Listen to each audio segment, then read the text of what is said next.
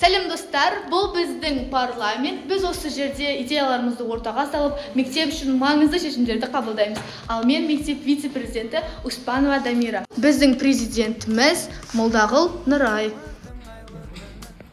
Ал енді біздің жоспар бойынша жасаған іс-шараларымызды тамашалайық. Бұл біздің алғашқы іс-шарамыз ант қабылдау рәсімінен үзінді.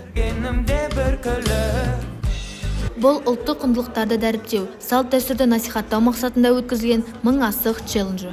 Демалыс уақытында алдағы жоспарларды құруға арналған жиналыс өткіздік. Күз мезгіліне орай күз ханзадасы мен күз ханшайымы байқауын өткіздік. Сонымен қатар оқушылардың құқықтық сауаттылығын арттыру мақсатында құқығым бар атты семинар тренингін өткіздік. Қыздар арасында косметиканың зияны мен мектептің ішкі тәртібі туралы түсіндірме жұмыстары жүргізілді. Мектептің ішкі тәртібін де ұмытпаймыз. Үлкен үзілістерде асхана тәртібін қадағалаймыз. Сондай-ақ мектептер арасында өткізіліп жатқан тренингтерді де ұмытпадық. Бұл мектеп оқушыларының бір-біріне жақсы көңіл күй сыйлауына әсер етеді. Таза Қазақстан акциясын әлеуметтік желіге салу мақсатында видео түсіріп, ата-аналармен сұхбат жүргіздік. Бізде жоспарлар өте көп. Оларды іске асыру үшін көп еңбектенеміз. Алда талай белестерді бағындыратынымызға сенімдіміз.